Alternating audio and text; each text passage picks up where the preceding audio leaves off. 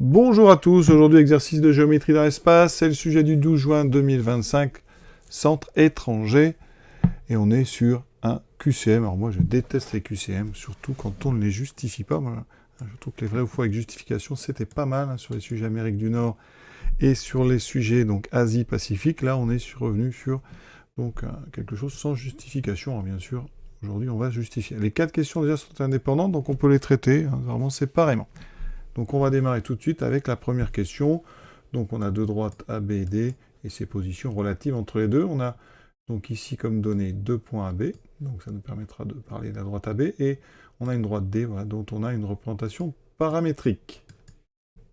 Quand on étudie les positions relatives entre deux droites, alors on regarde d'abord si elles sont parallèles. Ça c'est assez rapide, on regarde les vecteurs directeurs.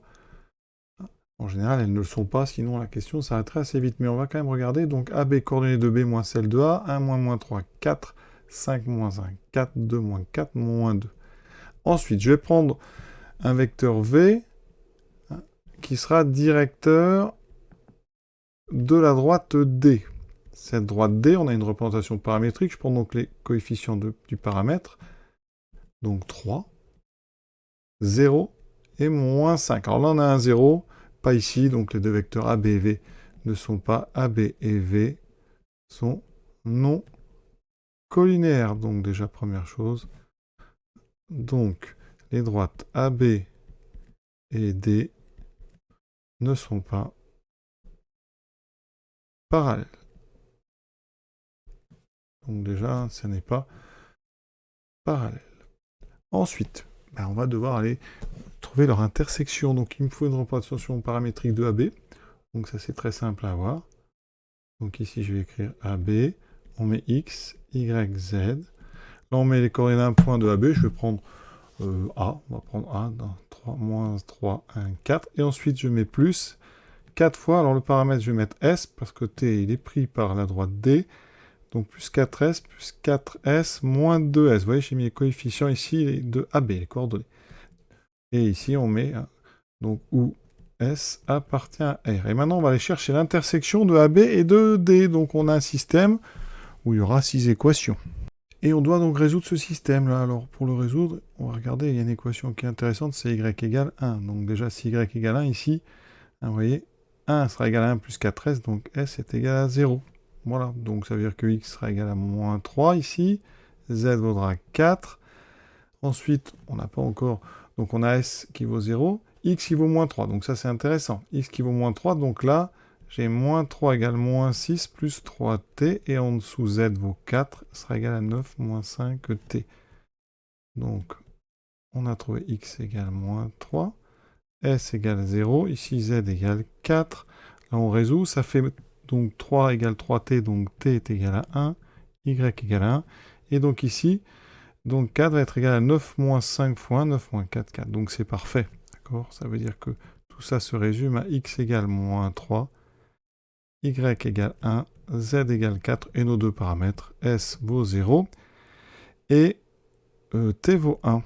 D'accord? Alors s vaut 0, ça c'est intéressant, parce que ça veut dire que le point que j'avais pris pour s égale 0, c'est le point A. Ça veut dire que A, en fait, il est dans AB, mais il est aussi dans D. Donc ça veut dire que D inter AB, eh bien, c'est réduit au point A. Donc on n'a qu'un seul point, mais elles sont séquentes. Alors elles sont séquentes, donc déjà, elles sont coplanaires. Donc ici, non coplanaire, c'est faux. Donc maintenant, voilà, est-ce qu'elles sont perpendiculaires? Est-ce qu'elles ne sont pas perpendiculaires? Pour ça, j'aurais pu le faire dès le début, on va calculer AB, scalaire, VC. Donc j'ai les coordonnées qui sont là-bas, 4 fois 3, 12, plus 4 fois 0, 0, plus moins 2 fois moins 5 plus 10, ça fait 22. C'est différent de 0, donc les vecteurs AB et V sont non orthogonaux, et donc AB et D sont non perpendiculaires. Elles sont donc séquentes, non perpendiculaires, donc B, et donc c'est la réponse A qu'il fallait choisir. Deuxième question, la droite AB, elle est incluse dans le plan P, orthogonale au plan P, strictement pas au plan P, ou séquente et non orthogonale au plan P. Alors déjà, on va regarder, est-ce qu'elle est orthogonale? C'est le plus facile. Donc je reprends mon vecteur directeur, donc 4, 4, moins 2, et donc directeur de AB. Alors le plan P, on a une équation cartésienne, 4, x plus 4y moins 2z plus 3 égale 0. Donc, en prenant les coefficients, 4, 4 et moins 2, j'obtiens un vecteur normal. Et ce vecteur normal, c'est exactement v, donc n. Donc, en fait, ici, eh bien, ça veut dire que n, c'est donc, je vais l'appeler tout de suite v. Un v est normal AP. D'accord? Ça veut dire que directement, on a même terminé. AB est orthogonal AP, puisque la direction de D est orthogonale à P. Voilà, vous avez un vecteur directeur de D est un vecteur normal de P, donc c'est directement la réponse D. Il n'y a pas beaucoup de travail. Et vous voyez que forcément, puisqu'elle est orthogonale, donc elle n'est pas incluse, elle n'est pas strictement parallèle, elle est séquente, mais, effectivement, mais au niveau de l'intersection, eh bien, il y a orthogonalité, donc elle n'est pas séquente et non orthogonale, elle est séquente et orthogonale au plan P. Question 3, on considère le plan P' d'équation cartésienne, donc 2x plus y plus 6z plus 5. Voilà, entre P et P', qu'est-ce qu'on peut dire? Quelles sont les positions relatives? Confondues, perpendiculaires, séquent et non perpendiculaires, strictement parallèles. Donc déjà, première chose, on regarde n, un vecteur donc normal, donc n est normal à P, et n', donc je prends les coefficients, 2, 1, 6, est normal à P'. Donc première remarque, n et n' sont non collinaires. Donc ça veut dire que P et P' sont non parallèles. Alors ça va éliminer, donc ici, strictement parallèle, voilà, et ça élimine aussi confondu. Il me reste perpendiculaire ou séquent et non perpendiculaire. Alors on va regarder, est-ce que les vecteurs n et n' sont orthogonaux? On calcule le produit scalaire. Donc 4 fois 2, 8, plus 4 fois 1, 4, moins 2 fois 6, 12, ça fait 0. Et donc là, n et n' sont orthogonaux. Et donc forcément, P et P' sont aussi orthogonaux.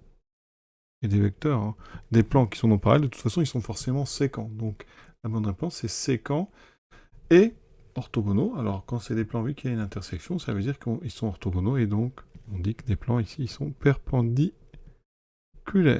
Voilà, donc il y a bien une intersection, ils se couperont selon une droite.